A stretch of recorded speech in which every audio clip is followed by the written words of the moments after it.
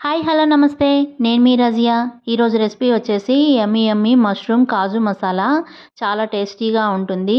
ఇది డాబా స్టైల్ మసాలా అండి. ఇది రోటీల్లోకి కానీ చపాతీలోకి కానీ లేదా కుష్కా రైస్లోకి చాలా బాగుంటుంది. నేనైతే 3 టమోటాలు క్రష్ చేసి వేసాను. మీరు అలాగే చిన్న ముక్కలు చేసైనా వేసుకోవచ్చు. 1 ఇంచు అల్లము, వెల్లుల్లి, 2 ఇలాచి, 1 పచ్చిమిర్చి, లవంగం వేసి హాఫ్ అన్ అవర్ నానబెట్టుకున్న జీడిపప్పులు, 3 టేబుల్ స్పూన్లు పెరుగు వేసుకొని ఇలా వెన్నలాగా పేస్ట్ చేసుకోవాలి. ఎక్కడ పలుకు లేకుండా పేస్ట్ చేసుకోవాలి. దాన్ని పక్కన పెట్టుకొని ఇప్పుడు స్టవ్ మీద ఒక ప్యాన్ పెట్టి 2 టేబుల్ స్పూన్స్ ఆయిల్ వేసి ఇంకొంచెం జీడిపప్పు పలుకులు వేసుకొని వాటిని దోరగా వేయించుకోవాలండి. ఎక్కువసేపు వేయించుకోవాల్సిన అవసరం లేదు. అవి తీసి పక్కన పెట్టేసుకుందాము.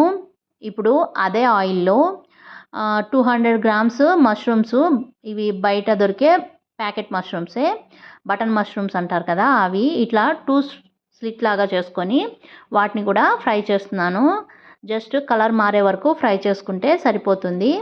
అవి కూడా తీసి పక్కన పెట్టుకుందాము. ఇప్పుడు ఇదే ప్యాన్లో ఇంకొక 1 టేబుల్ స్పూన్ ఆయిల్ వేసుకొని అందులో బిర్యానీ ఆకు, 2 లవంగాలు, చిన్న దాల్చిన చెక్క ముక్క, షాజీరా 1 టీ స్పూను వేసుకొని ఇవి ఫ్రై కొంచెం పచ్చివాసన పోయే వరకు జస్ట్ కొంచెం ఫ్రై చేసుకోవాలి.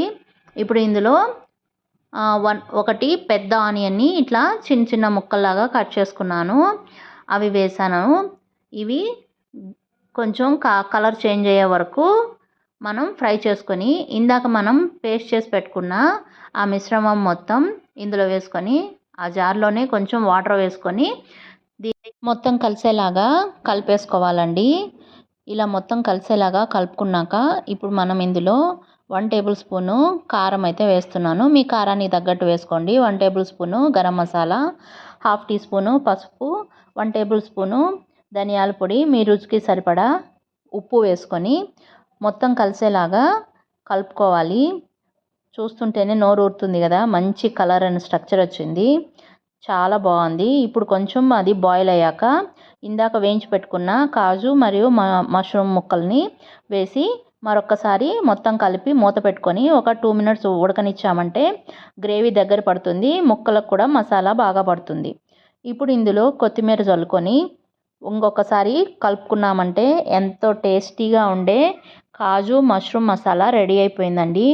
ఇప్పుడు ఇందులో చివరగా 1 టీ స్పూను లెమన్ జ్యూస్ వేసుకొని ఒకసారి మొత్తం మిక్స్ అయ్యేలాగా కలుపుకుంటే చాలా బాగుంటుంది. ఈ వీడియో కనుక నచ్చితే లైక్ చేయండి, షేర్ చేయండి. నేనైతే కుష్కా రైస్తో సర్వ్ చేశాను.